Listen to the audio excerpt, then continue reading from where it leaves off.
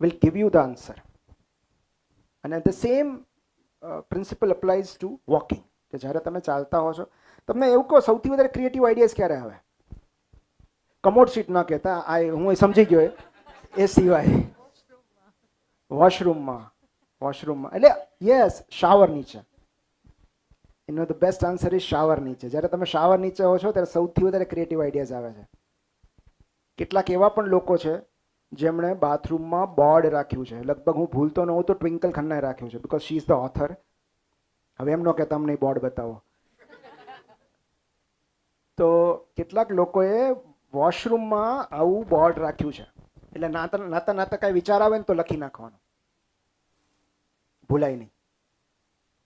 બીજું ડ્રાઇવિંગ વખતે, રાઈટ, સૌથી ક્રિએટિવ વિચારો આવે. And third is walking.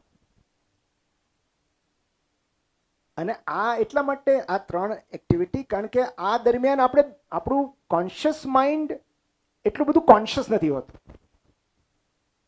You are not into something actively. અને જ્યારે તમે એક્ટિવલી શોધતા હો ને ત્યારે તો એ કાંઈ જડતું જ નથી જવાબો. યુરેકા મોમેન્ટ્સ ક્યારે આવી હતી? બાથટબમાં આવી હતી.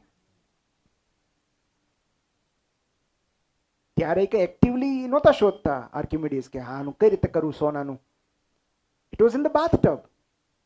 કે જ્યારે તમે સંપૂર્ણ રિલેક્સ હો છો. તો driving is spinal cord reflex છે મોટે ભાગે. તમને ખબર છે કે અહીંથી હવે ઇન્ડિકેટર આપવાનું છે, તો ઘણાને એમાંય પ્રોબ્લેમ થાય છે, પણ ખબર છે કે હવે ઇન્ડિકેટર આપવાનું છે, અહીંયા બ્રેક મારવાની છે, અહીંથી લેફ્ટ ટર્ન લેવાનો છે, રાઈટ ટર્ન લેવાનો. જો જાણીતો રસ્તો હોય તો. અજાણ્યો રસ્તો હોય કે તમે ડ્રાઇવિંગ શીખતા હો તો your conscious brain is active. પણ જો તમને ખબર છે આ જ રસ્તે રોજ જવાનું છે, અહીંથી જમણો ટર્ન લેવાનો છે, પછી ડાબો લેવાનો છે, પછી સર્કલ આવશે, તો એમાં તમારું તમે સ્પાઇનલ કોર્ડ લેવલે જ જતા હો છો. ઘણા એવા પણ ઉદાહરણો છે જેને કોમ્પ્લેક્સ પાર્શિયલ સીઝર આવે, એટલે એપિલેપ્સીનો એટેક આવે અને ઘરે પહોંચી જાય. એમને ખબર ન હોય કે હું ઘરે કેવી રીતે પહોંચી ગયો. એપિલેપ્સીમાં કેટલાક એવા એટેક હોય છે, આઈ થિંક હું ભૂલતો ન હોઉં તો મેં બહુ પહેલાં વાંચેલું, એને કોમ્પ્લેક્સ પાર્શિયલ સીઝર કહે છે, કે જેમાં તમને ફિટ આવે, એપિલેપ્સી આવે, પણ કન્વલ્ઝન્સ ના આવે, પણ you become suddenly unaware of the surroundings. તમે ડ્રાઈવ કરતા રહો અને તમે ઘરે પહોંચી જાઓ. ઘરે પહોંચી ગયા પછી તમને ખબર જ ન હોય કે તમે કઈ રીતે ઘરે આવ્યા. રાઈટ? તો એટલું બધું એ આપણી અંદર વણાઈ ગયું હોય છે કે એની માટે આપણે વિચારવું નથી પડતું. અને ત્યારે આપણું બ્રેઇન કમ્પ્લીટલી જેમ છૂટો ઘોડો હોય ને એમ બધી દિશામાં ફરતું હોય છે. અને that is the best time કે જ્યારે જવાબો ચડી જાય છે, ક્રિએટિવિટી મળે છે, આઈડિયાઝ મળે છે. તો વોકિંગ દરમિયાન બધું મળી જાય છે. અને એટલે walking is the best therapy. તો આઈધર વોક ઓર વોક અવે.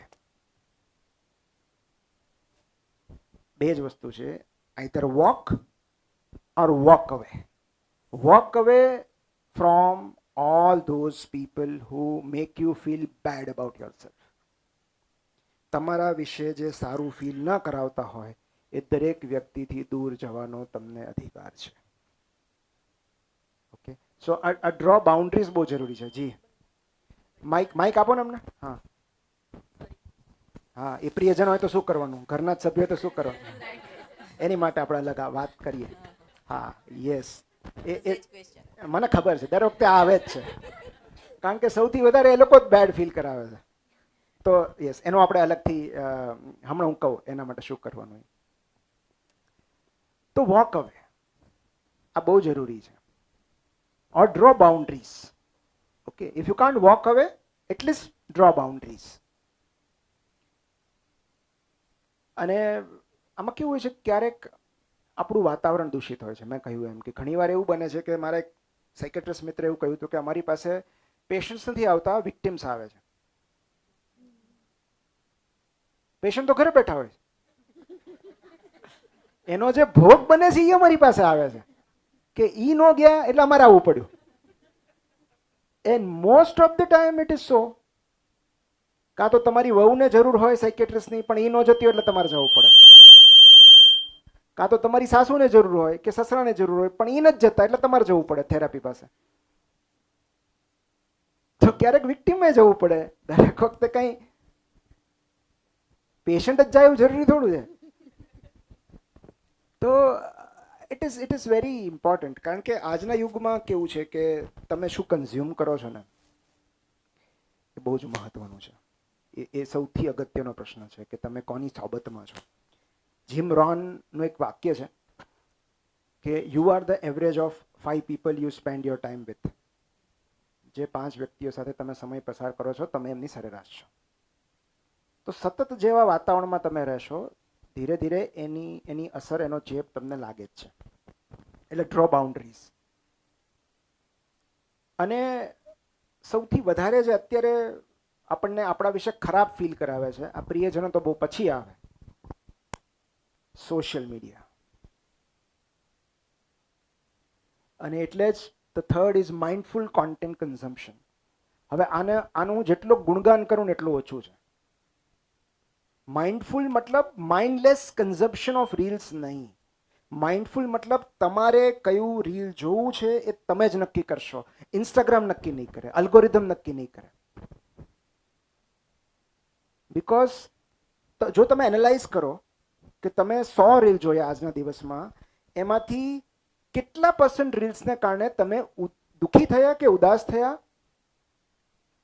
તો એનો લગભગ પર્સન્ટેજ 80 આવશે. કે 70 થી 80% રીલ્સ એવા છે જે તમને તમારા વિશે ખરાબ ફીલ કરાવે. કારણ કે કમ્પેરિઝન. જેવા તમે ઇન્સ્ટાગ્રામ ઓપન કરો છો, અનનોઇંગલી તમે કમ્પેરિઝનના વિશ્વમાં પ્રવેશ કરો છો. પહેલાના સમયમાં કેવું હતું ખબર છે કે પાડોશી નવી કાર લે ને એટલે આપણી કાર આપણને જૂની લાગવા માંડે. આપણને બળતરા થાય કે એનો દીકરો MBBSમાં લીધું, આપણાને તો હજી અહીંયા માંડ આમાં 60% નથી આવતા. તો આપણને સીધી ઈર્ષા થતી, કારણ કે એ બાજુમાં જ હતા એટલે તરત દેખાતું. પણ ત્યારે સુખ એ હતું કે એમના ઝઘડા આપણને સંભળાતા, તો એ આપણને નિરાત હતી.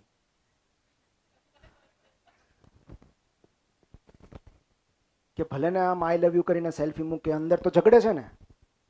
આપણને તો એની બિહાઇન્ડ ધ સીન્સ ખબર છે ને, આપણને તો વાસ્તવિકતા ખબર છે ને.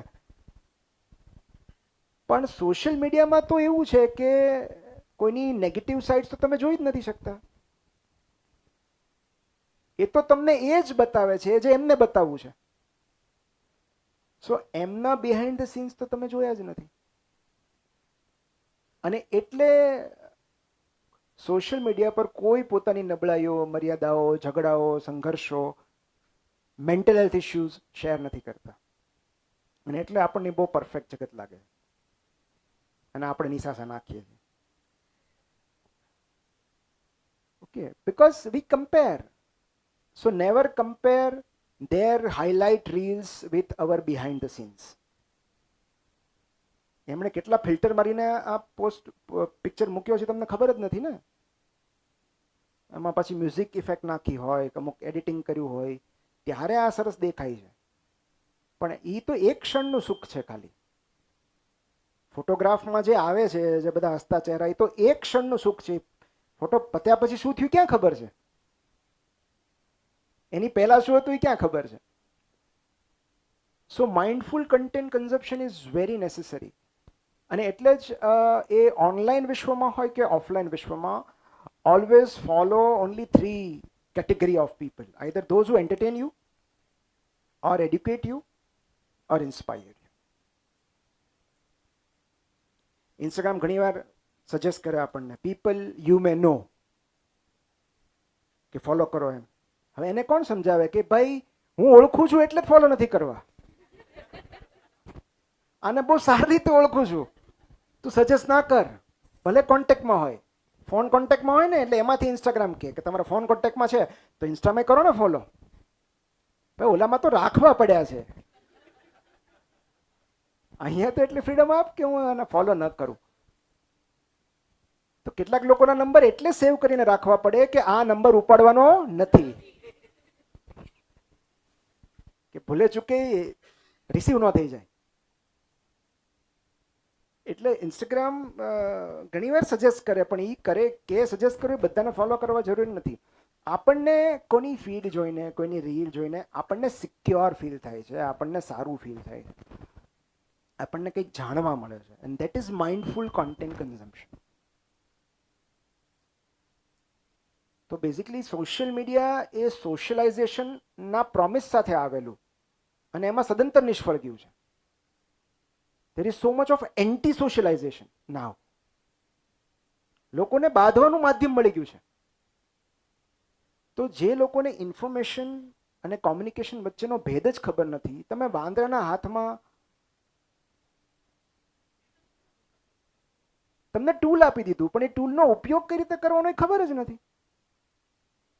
લોકો ગ્રુપમાં ઝઘડે સરસ મજાના. પહેલા રણભૂમિમાં થતા, હવે વોટ્સએપ ગ્રુપમાં થાય છે. કાકા એક કોમેન્ટ લખે ને પછી ફુવા લખે ને પછી ઓલાને પછી પાછા લીવ કરી જાય ગ્રુપને.